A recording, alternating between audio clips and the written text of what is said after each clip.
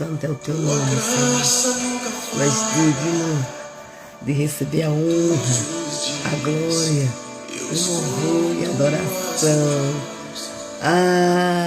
Aí pro Brasil é boa noite, shalom, shalom, queridos.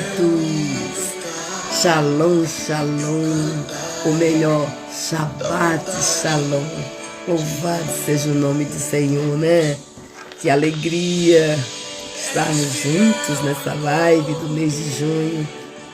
A minha voz está, né, complicadinha. Peguei gripe aqui no Japão e aí estou afônica. Mas a live vai sair em nome de Jesus. Amém? E este mês de junho nós estamos proclamando que Jesus é o bom pastor. Jesus é o nosso bom pastor. Que maravilha! Louvado seja o nome do Senhor. E o nosso texto base está em João 10, versículo 1. Eu sou o bom pastor dá vida pelas ovelhas.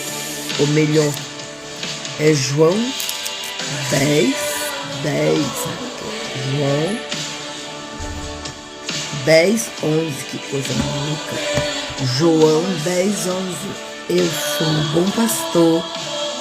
bom pastor dá vida pelas ovelhas. Sejam bem-vindos, queridos. Vamos citar alguns nomes: Cláudia Vicente, shalom, shalom. Silva Naros, shalom, shalom. Jarleuda, shalom, shalom, querida. Valéria, shalom. Eu já vi Lenilson, shalom. Todos que já entraram, shalom, shalom. Louvado seja o nome do Senhor. Nós estamos aqui, né, no Japão, na cidade de Komaki. Aleluia. Nós temos aqui na cidade de Kona, no estado de Aichi-ken, nós temos duas igrejas, né? Temos aqui em Conan, cidade de Conan, e na cidade de Nishio. Né? Nishio é o apóstolo Tan, que é o líder do ministério em Sejek, Japão, e estamos na igreja local, né, que em Conan é o pastor Christian, tá bom? São cidades, a cidade de Komaki, a cidade de Conan são próximas, né? São próximas, e é nessa cidade de Komaki que está o templo fálico. É uma cidade pesada em termos de atmosfera, né? Porque o culto fálico que é praticado nessa cidade tem mais de 300 anos, né?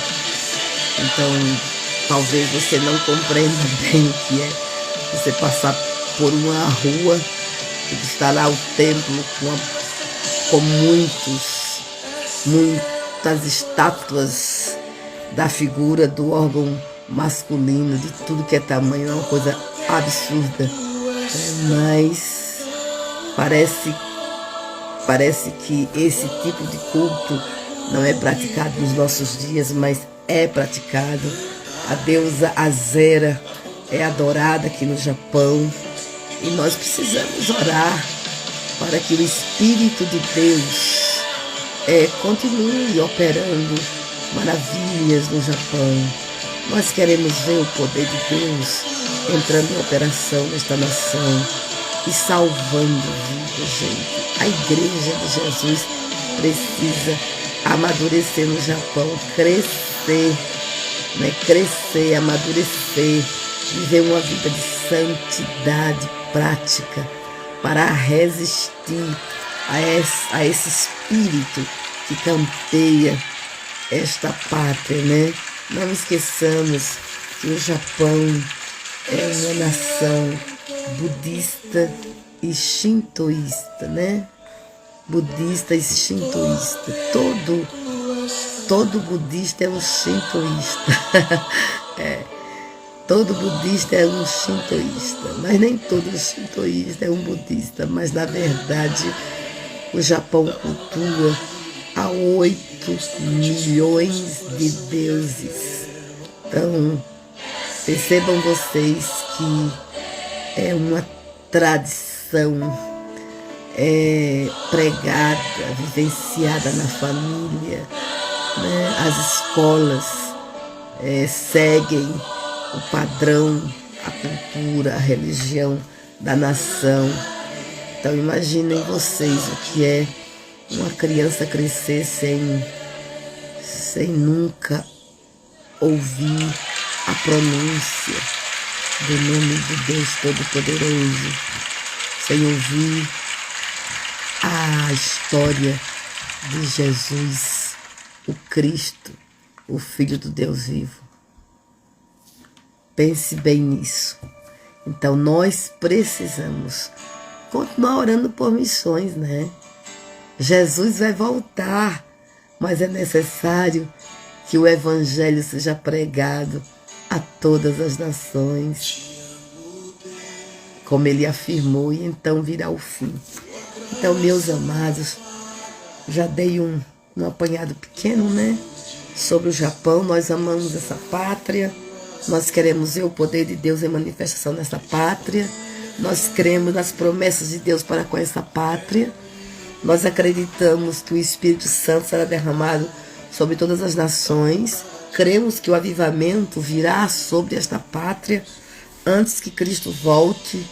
Nós cremos que o Espírito de Deus vai chacoalhar as nações da terra como se estivesse dando a última oportunidade para as nações, porque segundo o apóstolo Pedro, no capítulo 3 da sua segunda carta, a longanimidade do Senhor é um ato de misericórdia, e a longanimidade do Senhor é aplicada para produzir salvação, para produzir oportunidade de arrependimento, de conversão. Por isso que a Bíblia declara que é preciso que todos se arrependam em todo lugar. Então, se Deus está estendendo a sua misericórdia, a sua longanimidade, é com esse propósito. Dá chance ao Japão de se arrepender, dá chance à Índia de se arrepender, a China, Filipinas, Coreia do Norte, Coreia do Sul, toda a Ásia,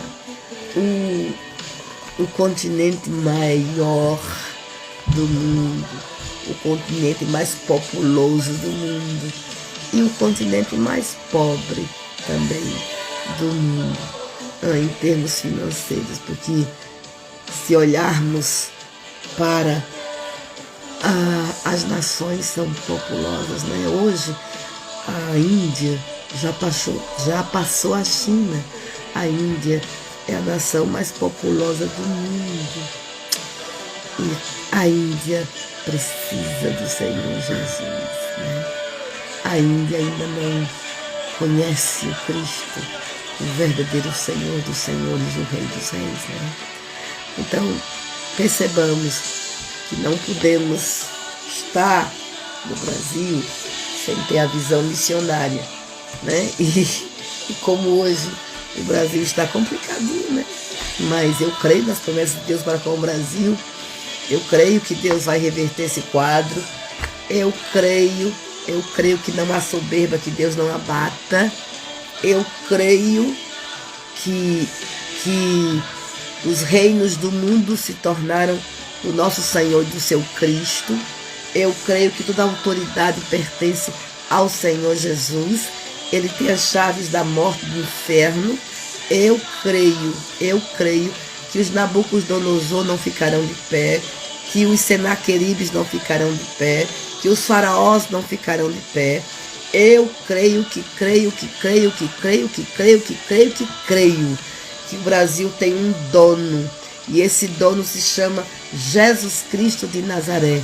Creio que a igreja já entregou o Brasil a Jesus Cristo. Creio que há milhares de orações no trono de Deus a favor da nação brasileira. Eu creio que esses reinos serão abalados. Eu creio que não há sistema político que não seja abalado pelo poder da oração. Queridos, nós do Brasil precisamos persistir, precisamos olhar não para os montes, mas olhar para Jesus. Percebam que Davi certa vez declarou: elevo os meus olhos para os montes, de onde me virá o socorro? Aí ele responde que o socorro dele não estava nos montes. O socorro dele não estava na força do cavalo. O socorro dele não estava em um exército de homens preparadíssimos. O socorro dele não estava na riqueza. O socorro dele não estava no poder político. O socorro dele estava no Senhor que fez os céus e a terra. Então, acredito e creio que se nós, Igreja do Brasil, orarmos, não tem cortina de ferro que permaneça de pé. Queridos, na década de 80, o irmão André, que já está na glória, aquele homem foi levantado por Deus para conclamar a Igreja de Jesus Cristo no mundo, a fim de que essa igreja orasse para que a cortina de ferro caísse na União Soviética, para que o muro que dividia as duas Alemanhas caísse, para que o sistema maligno do comunismo caísse no leste europeu. Queridos, eu fiz parte dessa história, eu orei, tá? E eu já contei a vocês que quando eu entrei no Betel Brasileiro, eu fui aluna de 84 a 87, eu fiz o curso ali, 4 anos interna, e fiquei mais 4 anos e meio de professora. E no segundo ano, 85, o tema de missões era justamente os países do leste europeu. E o país do meu grupo a ser orado durante um semestre era a União Soviética, era a Rússia.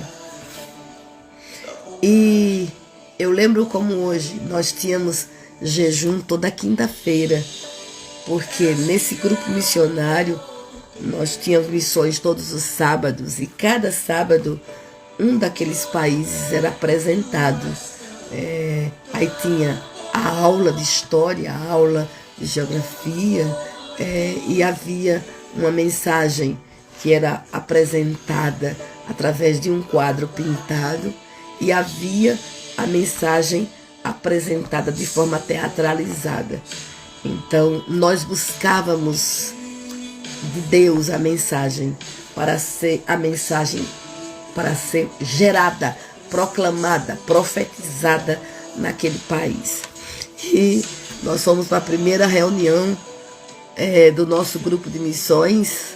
Eu não era líder, eu participava do grupo, né? Porque o colégio dividia os alunos em cada grupo e dava os temas para cada grupo. E o nosso grupo realmente estava comprometido a orar por 6 meses pela Rússia, União Soviética. E a primeira, quando estávamos ali na reunião de quinta-feira de jejum, aí o líder disse assim: você vai orar pela queda do comunismo. Queridos, oh meu Deus, eu era assim, ó, estreitinha. A minha visão era míope. Parecia que não conhecia a grandeza do Deus que eu sirvo. Porque é assim, a falta de ensino estreita-nos, cega-nos. A Bíblia diz que o meu povo perece por falta de conhecimento da minha palavra. Eu era crente em Jesus Cristo, tá? Presbiteriana naquela época. mas com a visãozinha assim, ó, estreitinha, pequenininha, de um Deus grande, poderoso, maravilhoso, que tem poder nos céus e na terra. Aí quando ele disse, você vai orar pela queda do comunismo, eu disse, o quê? Eu? Não vou orar não. Eu não creio que o comunismo vai cair. Eu não creio que a minha oração daqui da Paraíba vai afetar um sistema tão poderoso como esse. Olha que visão pobre que eu tinha, irmãos. Mas sabe por que essa visão pobre? Porque esse ensino não me foi dado no tempo devido. Mas glória a Deus que Jesus tem misericórdia de nós e nos dá a oportunidade para que cresçamos, ampliemos a nossa visão, as escamas caiam dos nossos olhos, os comichões sejam retirados dos nossos ouvidos, porque nós não podemos ficar limitando o nosso Deus a uma visão denominacional. Tá entendendo? A Bíblia tem 66 livros. E quando você mergulha nessa palavra, essa palavra é poderosa. Aleluia! Ela quebra as cadeias, ela destrói as fortalezas mentais. Ela nos liberta, ela nos purifica. Ai, que maravilha a palavra de Deus. Aí eu disse, não vou orar não. Ele disse, mas você vai orar assim mesmo. Você vai orar. Porque até que concluamos o nosso período de 6 meses, você vai crer. Você começa orando não crendo, mas você vai crer. A sua fé vai crescer e você vai crer na queda do comunismo na União Soviética. Querido, que coisa linda. Foram 6 meses. 6 meses. E eu lembro quando fomos apresentar o programa teatralizado, tinha 2 falas. A fala de Lene e a fala de Karl Marx. Meus irmãos, a dona Lídia, a presidente da instituição, era uma mulher de visão, era uma mulher que captava no espírito, era uma mulher que via lá adiante. Aí quando ela viu Lene, o rapaz entrando da forma dele, ela disse, não fala nada, aqui nessa casa não será pronunciado nenhuma palavra contra o meu Deus. Aí não permitiu que a fala de Marx e de Lene fosse pronunciada para afrontar o meu Deus, ao nosso Deus. Ah, como eu aprendi. Como eu aprendi.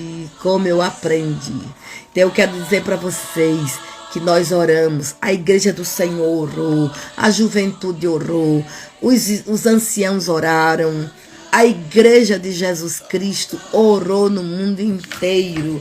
E em 7 anos, em 89, oh aleluia, o comunismo foi abalado no leste europeu. O muro de Berlim caiu.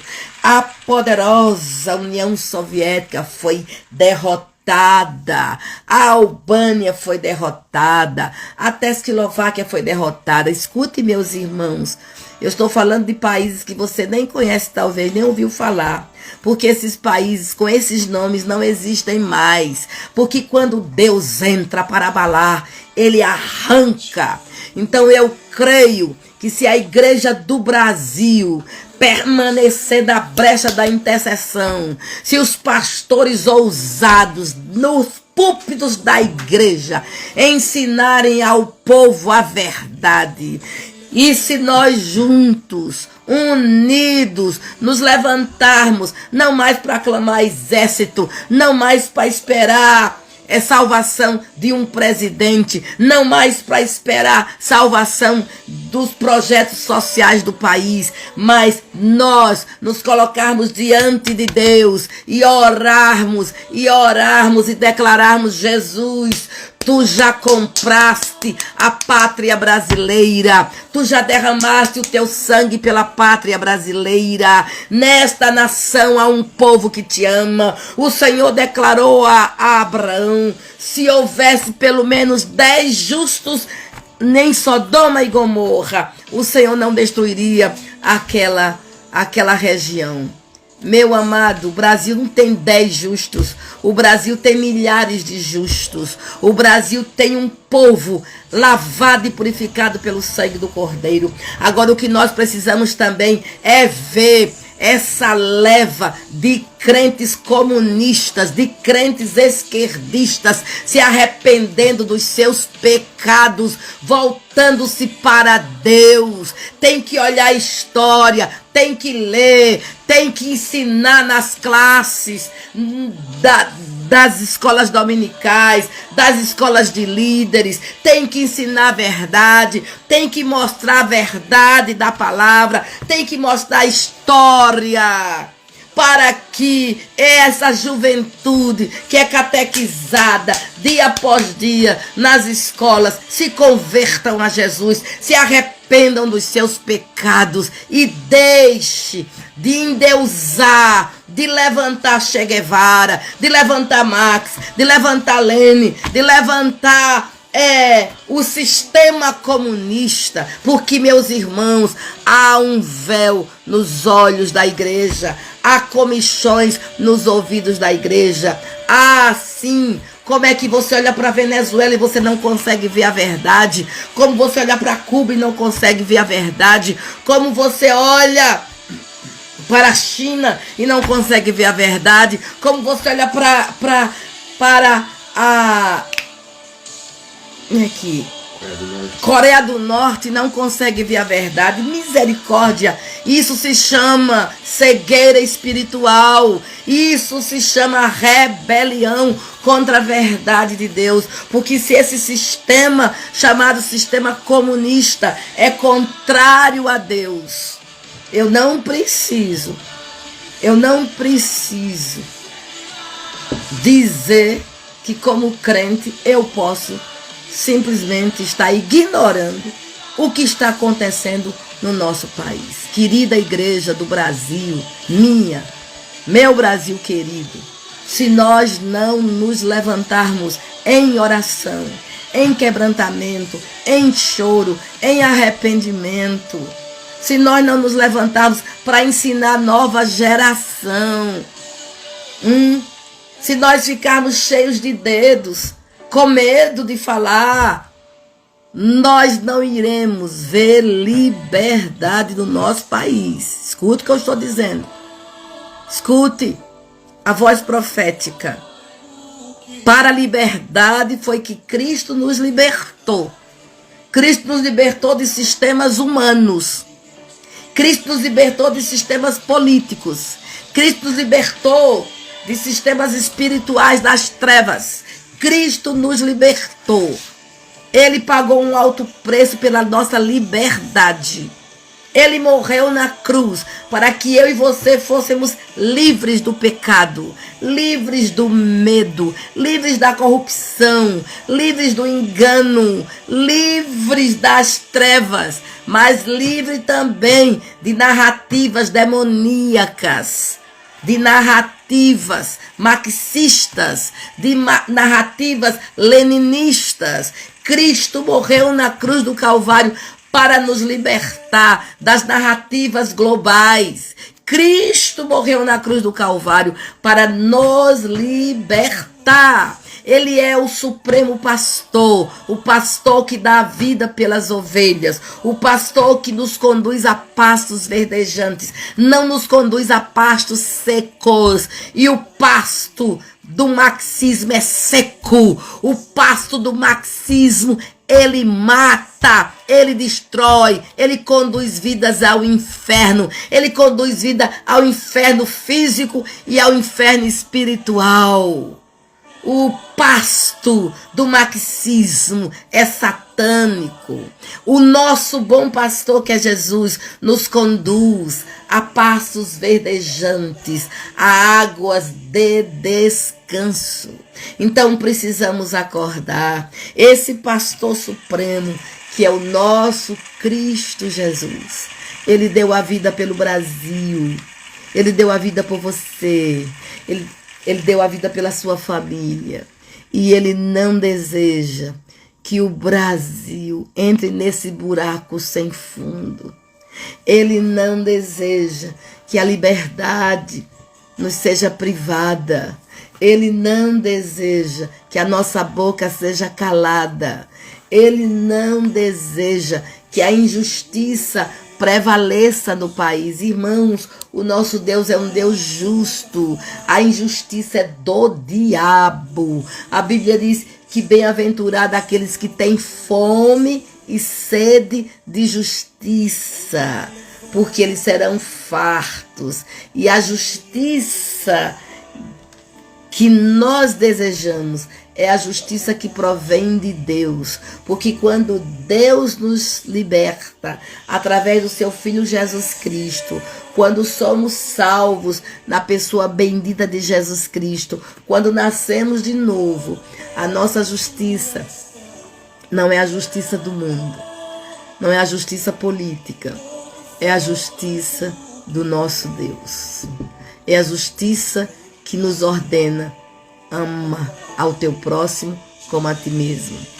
É a justiça de Deus que nos ordena: amarás ao Senhor teu Deus de todo o teu coração, de toda a tua alma, com todo o teu entendimento e com toda a tua força.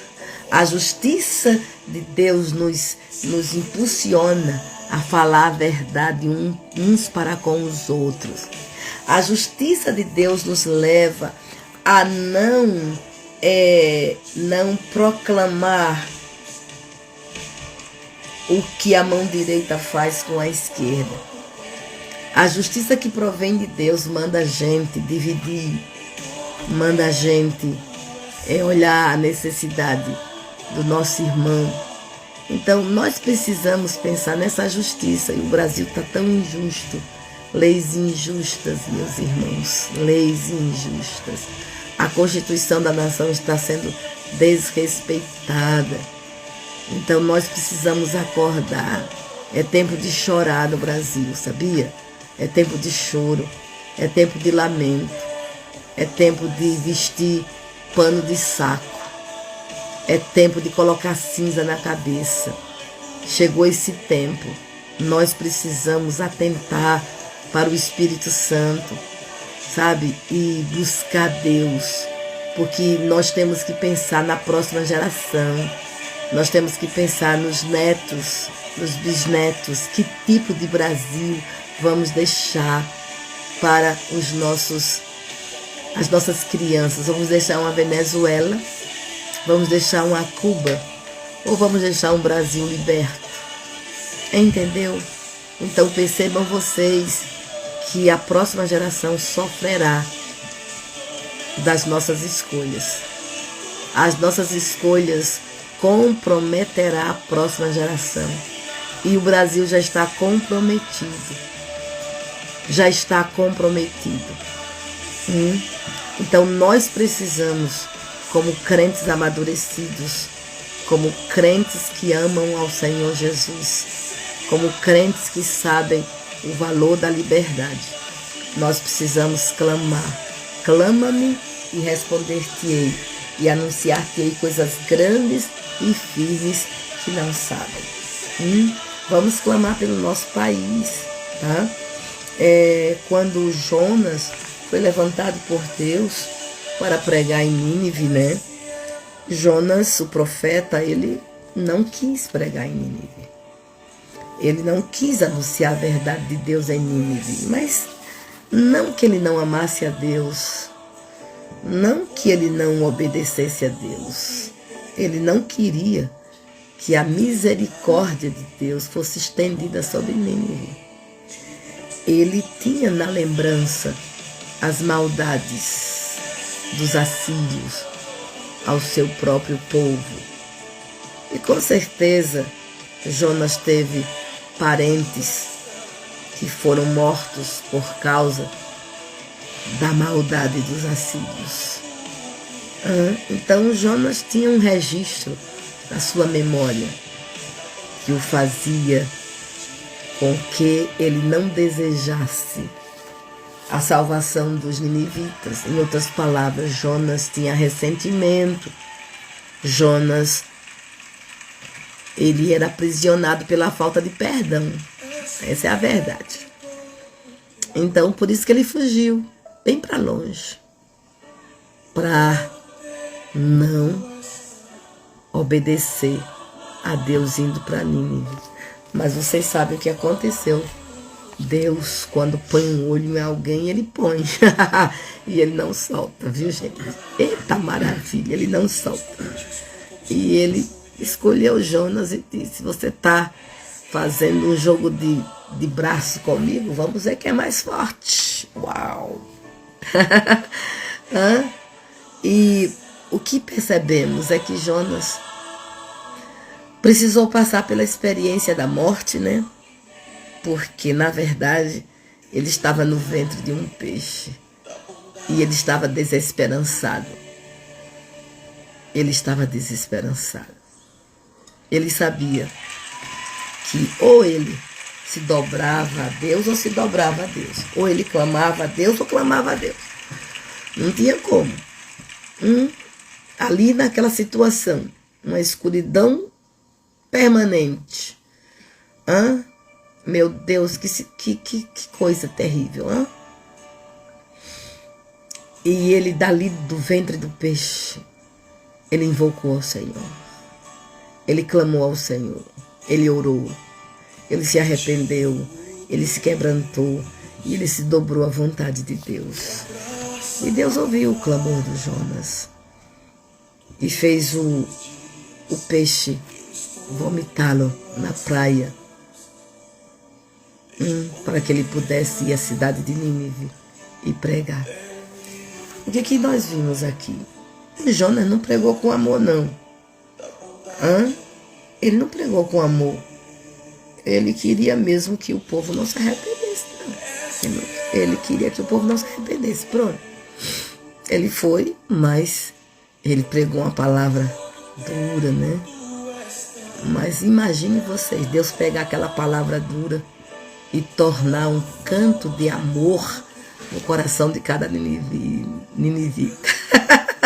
Deus tornou um canto de arrependimento, de perdão no coração dos ninivitas.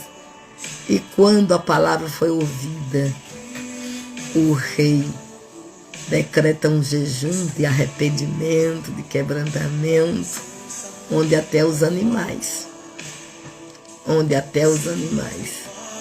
ficaram de jejum. Em outras palavras, irmãos, quem funciona é a palavra de Deus. O mensageiro pode ser até torto, mas a palavra de Deus nunca é torta.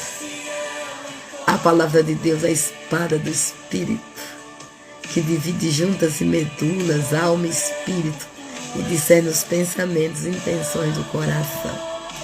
Os ninivitas se arrependeram e a misericórdia de Deus foi estendida. Então, o que eu quero mostrar para vocês? Nós não precisamos ir para o ventre do peixe para orar pelo Brasil. Não precisamos passar pela experiência de Jonas para se quebrantar, tá? Eu não quero que primeiro o Brasil vire uma Venezuela para depois eu orar. Não. Eu não quero que o Brasil vire uma Venezuela. E para que ele não vire uma Venezuela, eu tenho que fazer este clamor que Jonas fez do ventre do peixe. Eu tenho que descer no quebrantamento, no arrependimento, para que Deus se mova com misericórdia a favor do Brasil. Então, meus amados, ainda é tempo. Ainda tem tempo. Então, vamos crer que Deus continua sendo o mesmo ontem, hoje e será eternamente. Jesus, o nosso bom pastor. O pastor que dá a vida pelas ovelhas. O pastor que é Jireh. Ele é a nossa provisão em tudo. Então, como Jireh, ele tem provisão. Ele é a nossa provisão. Nada nos faltará. Então, precisamos crescer nesse conhecimento do nosso pastor, como Jireh, o pastor que nos conduz às águas de descanso, o pastor que nos guia mansamente, mansamente. Louvado seja o Senhor. Esse pastor, ele traz a paz que excede todo entendimento ao nosso coração. Mas esse pastor Jesus, ele é Yahvé Rafá, ele é o nosso Rafá, ele é a nossa cura, ele já proveu a nossa cura na cruz do Calvário. A palavra de Deus declara que pelas pisaduras do Senhor Jesus nós fomos sarados. Ele refrigera a nossa alma. Ele refrigera a nossa alma, ele traz restauração, ele traz cura nas nossas emoções. Ele tem o poder de trazer cura aos nossos pensamentos. Ele é um Deus todo-poderoso que cura todas as nossas enfermidades, sejam elas físicas, psicossomáticas ou espirituais. Jesus é Yahvé Rafá. E o Brasil precisa de cura. Brasil são pessoas. Brasil é gente por quem Cristo morreu. Então é por essa gente que Jesus deu a sua vida. Ele é Rafá. E nós precisamos conhecer o poder do Rafá na nossa vida. O poder do Jesus que cura todas as nossas enfermidades. Temos que estender a mão da fé e tomar posse do que Cristo já fez na cruz por nós. Jesus também, como pastor, ele é Tsidkenu, oh aleluia, ele é nossa justiça. Ele é nossa justiça. Ele nos guia pelas veredas da justiça e por amor do seu nome. Então, se eu sei que Yahvé Tsidkenu, eu vou clamar a justiça de Deus. A justiça de Deus no Brasil.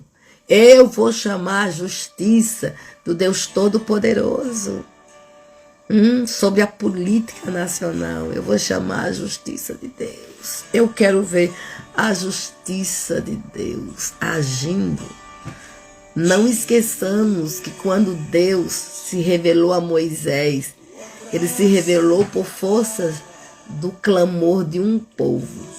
O povo de Israel, que estava no cativeiro egípcio, os remanescentes, o povo que sabia da promessa, o povo que conhecia a promessa de Deus, o povo que sabia que Deus tinha dado uma terra a Abraão.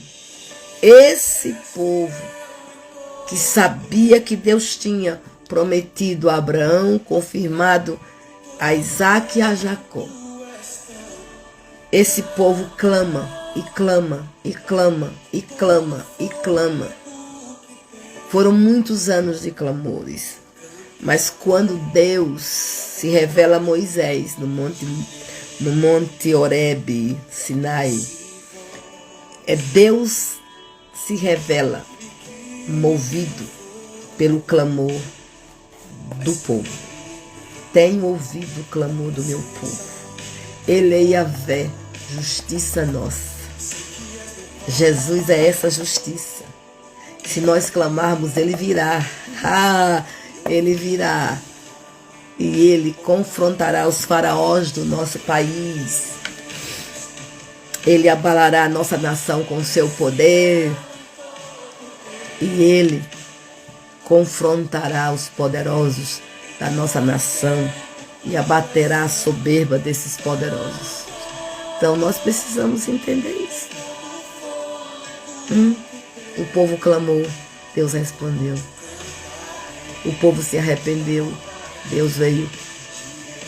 Sempre foi assim e sempre será, se o meu povo, que se chama pelo meu nome, se humilhar, orar e me buscar e se converter dos seus maus caminhos, então eu ouvirei do céu, perdoarei os seus pecados e sararei a sua terra. Ele é Yahvé Tsidkenu, a nossa justiça, a sua justiça, a justiça da sua casa, da sua família.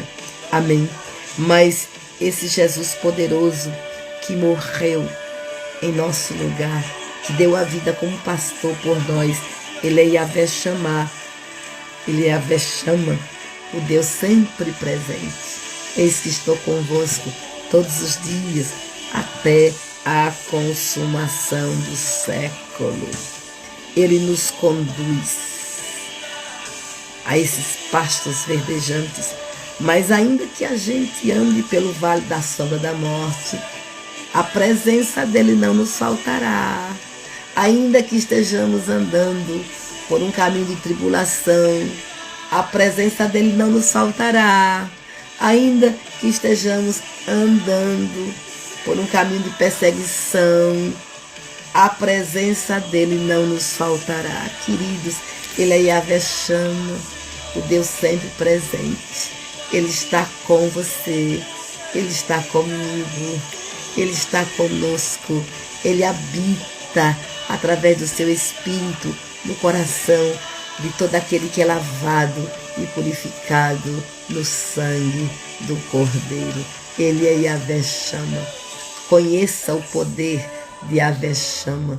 Seja envolvido nesta noite aí no Brasil e nesta manhã aqui no Japão pela presença do Deus Todo-Poderoso. Essa presença é curadora, é restauradora, é santificadora, é salvadora, é perdoadora.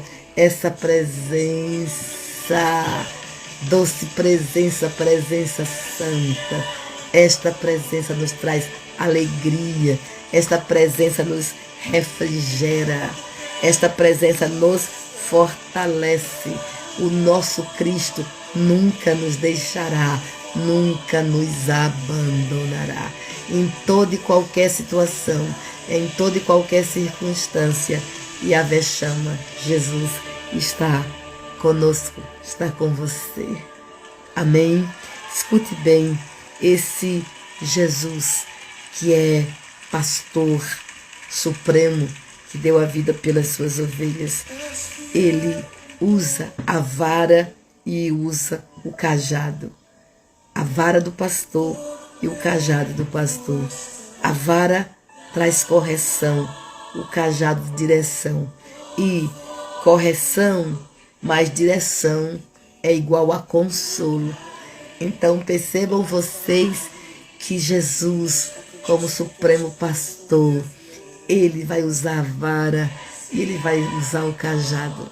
Quando precisarmos de correção, ele vai usar a sua vara. Quando precisarmos de direção, ele vai usar o cajado.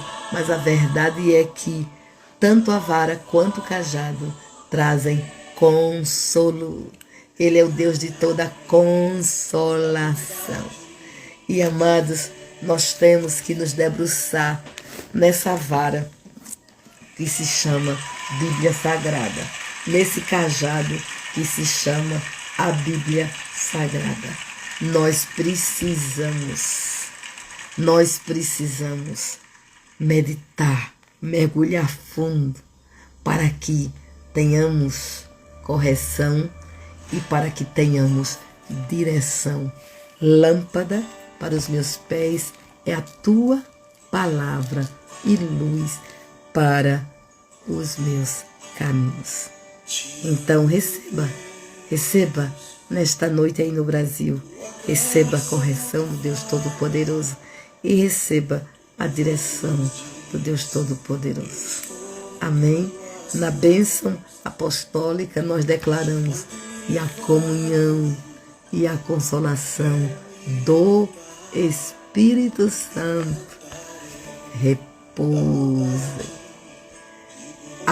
A consolação, a direção, a comunhão repousem sobre você, sobre todos nós. Agora veja que esse Jesus maravilhoso,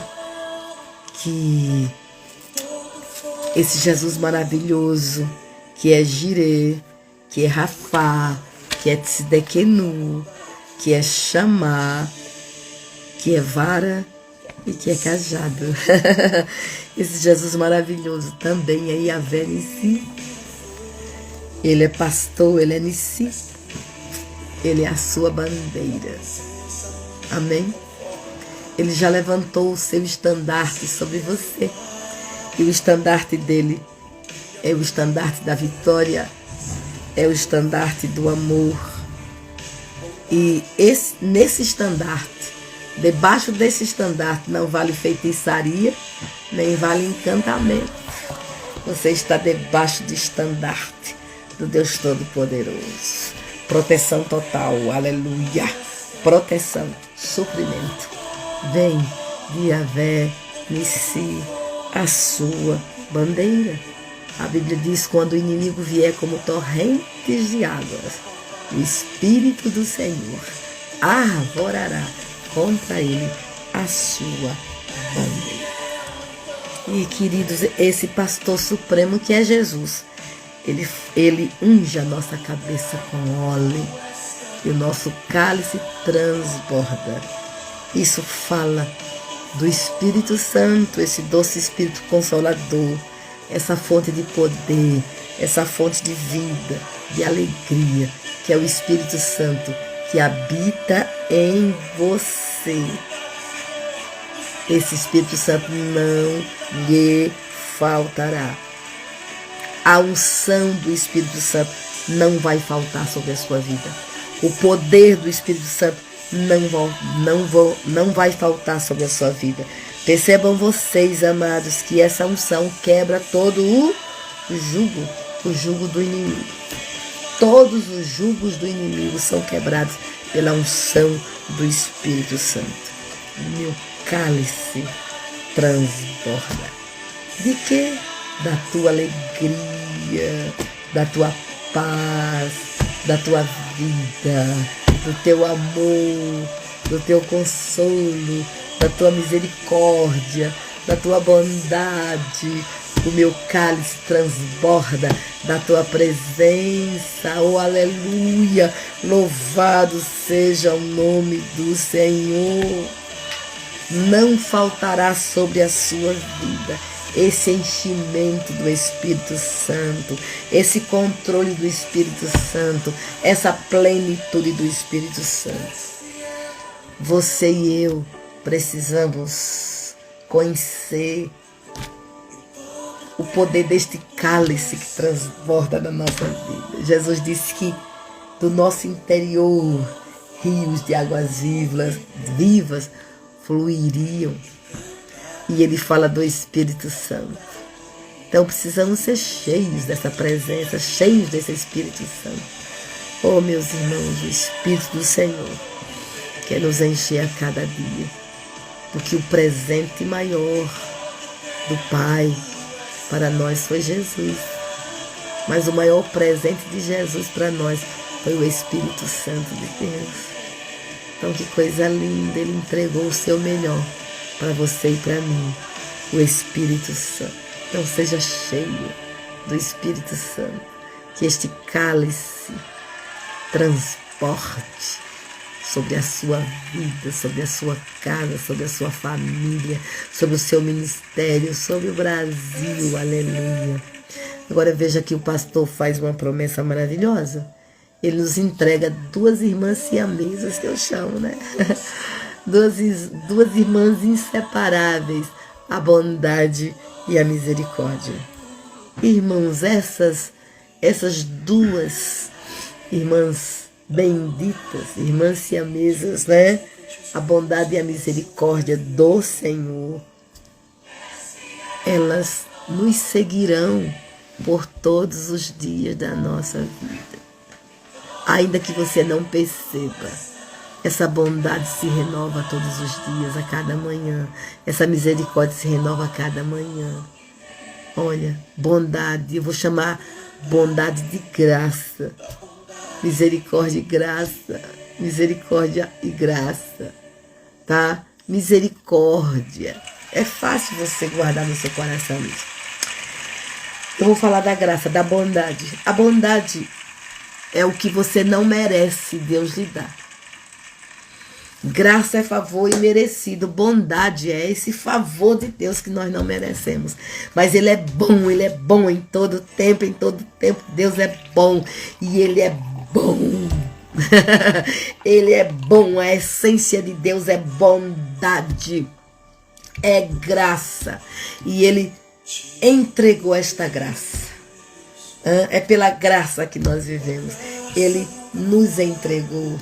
Ele nos presenteou com a sua bondade, com a sua graça. Ela não nos faltará diariamente. Eu não mereço, mas Ele me dá. Mas misericórdia é o que eu mereço. Eu e você merecemos. Ou melhor, misericórdia é o que não merecemos. Veja, graça Deus me deu sem eu merecer. Misericórdia é o que Deus aplica a nós quando nós merecemos o castigo, quando nós merecemos a punição, quando nós não merecemos chuvas, mas merecemos seca. É isso mesmo. Aí Ele se levanta e estende a sua misericórdia. E Ele está dizendo que essa misericórdia se renova a cada manhã. A cada manhã Ele renova a sua misericórdia sobre nós. Então, queridos, misericórdia e bondade, misericórdia e graça são companheiras inseparáveis que Deus colocou à nossa disposição por todos os dias da nossa vida. Está escrito que nós iremos desfrutar desta misericórdia e desta bondade todos os dias. E sabe qual é o fim? Sabe qual é o fim que está determinado a mim e a você? Vamos habitar na casa do Senhor permanentemente, para sempre. O nosso lugar não é aqui na terra, o nosso lugar é no céu, com o nosso bendito, supremo, bom pastor. Ele morreu na cruz para nos dar a vida eterna.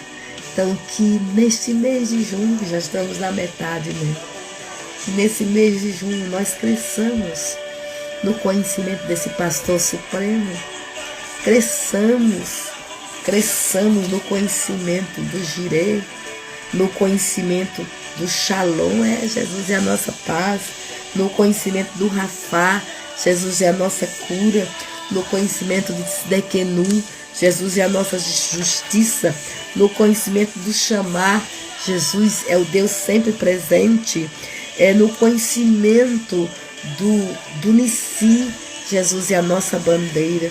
Que cresçamos no conhecimento dessa vara que nos corrige e desse cajado que nos dá a direção. Que nós cresçamos nessa fonte de consolo que Ele nos deu, o Espírito Santo, consolo, fonte de vida, fonte de poder, fonte de unção, fonte de alegria. Então, esse pastor é maravilhoso. Receba o pastoreio de Jesus, se dobre ao pastoreio de Jesus, mergulhe fundo no pastoreio de Jesus e queira crescer nesse pastoreio a cada dia. Amém? E agora o pastor Christian vai orar em nome do Senhor. Amém? Vem cá, pastor Christian. Shalom, shalom. Posso compartilhar minha palavra rapidinho? Shabbat shalom para o Brasil. Boa noite aí para o Brasil. Bom dia aqui para o Japão. Eu quero compartilhar algo rapidinho aqui. Enquanto a apóstola estava ministrando, ela tinha pedido para eu orar e eu estava aqui pensando, né? O que eu vou orar? Estou aqui no Japão, como que eu vou orar pelo Brasil, né? E quando ela contou o testemunho dela orando, né, que o Senhor mandou lá na escola, mandou ela orar pela Europa e pela Rússia, e ela achava que ela não tinha condições, né, que ela nunca ia mudar. E eu estava pensando a mesma coisa, que ela contando testemunho, e eu pensando, eu estou aqui no Japão, né, já há 32 anos que eu saí do Brasil, estou aqui no Japão, e eu falei, meu Deus, né, orar pelo Brasil. E nesse momento o Senhor me trouxe o versículo de Apocalipse 5, versículo 9, que diz: Tu és digno de receber o livro, abrir os selos e lê-lo, pois foste sacrificado e com teu sangue compraste para Deus pessoas de toda tribo, língua, povo e nação. E aqui era os 24 anciãos cantando, né, um cântico para Jesus, né, o nosso Senhor, o Rei dos Reis. E depois no versículo 10 ele fala: Tu quem? O próprio Jesus, fizeste delas, né, delas quem? De todas as pessoas, de todas as tribos, língua, povo e nação. E Jesus comprou todos os povos, todas as línguas, todas as nações, todas as tribos, e fizeste delas um só reino de sacerdotes. E eu entendi isso agora, porque não importa onde eu estou, não importa que idioma eu falo, não importa em que tribo eu nasci, em que nação eu nasci, mas quando entregamos nossa vida para Cristo, né, Ele nos comprou e fez de cada um de nós um reino de sacerdotes para o nosso Deus. E Ele termina esse versículo dizendo: e elas reinarão sobre a terra.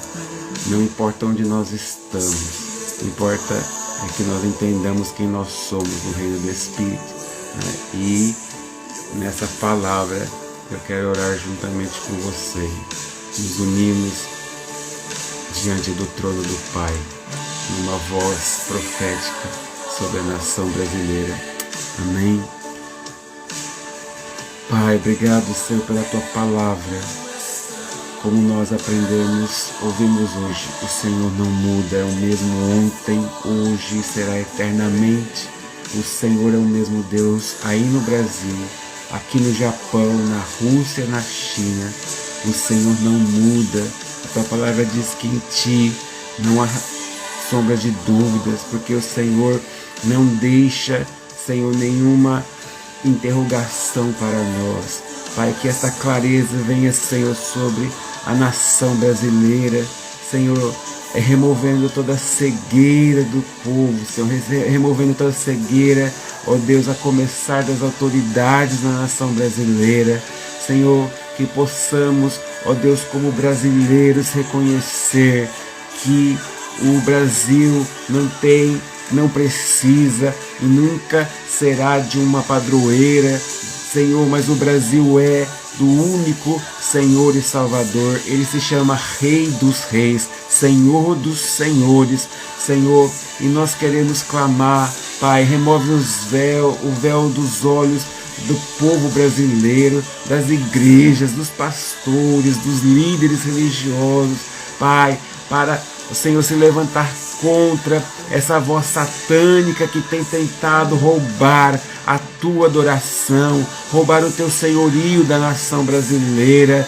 Senhor, que venhamos nos levantar como filhos e filhas, reinos de sacerdotes, ó Pai, e declarar, Senhor, que o Brasil não se dobrará ao comunismo, Senhor, o Brasil não se dobrará a este conceito maligno que este governo tem tentado implementar na nossa nação. Pai, nós clamamos a Tua bondade, a Tua misericórdia, Senhor, sobre o norte, o sul, leste e oeste da nação brasileira. Pai, que o Senhor desperte os nossos corações, Senhor, e não importa onde estamos, Pai, mas onde houver um brasileiro, um filho, uma filha sua, se levante neste tempo, ó Pai, a atentar a necessidade de voltarmos à Tua palavra, de colocar os nossos olhos na cruz e saber, ó Deus, que o Senhor é o nosso bom pastor, é o Senhor quem nos dá o alimento necessário para este tempo.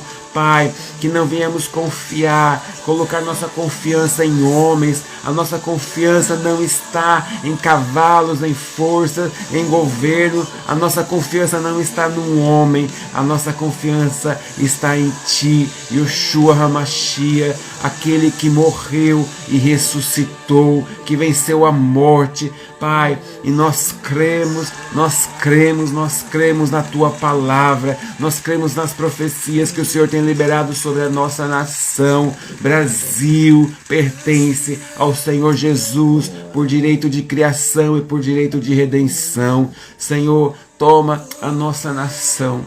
Meu Deus, que o Senhor se compadeça deste povo. Pai, leve ao arrependimento. Pai, nós abençoamos, ó Deus, a cada um dos Teus filhos, ó Pai. Nós pedimos, ó Deus, quebranta o coração desses homens que estão aí no governo. Pai, remova aqueles que têm que ser removidos, mas que o Teu nome seja glorificado em nossa nação. Pai, nós impetramos Tua bênção e declaramos que Brasil, nação bendita do Senhor, celeiro de missionários para as nações. Em nome de Jesus Cristo nós oramos. Amém, amém e amém. Aleluia, aleluia, aleluia. Deus é bom e a sua misericórdia dura para sempre. Como é bom, como é bom. Queridos, eu quero agradecer a todos vocês, viu? Que esteve na nossa live. Amém. Compartilhe com outros.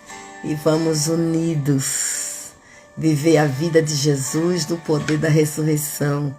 Vamos viver na certeza de que a bondade e a misericórdia do Senhor nos seguirão todos os dias da nossa vida e não vamos desistir da nossa pátria.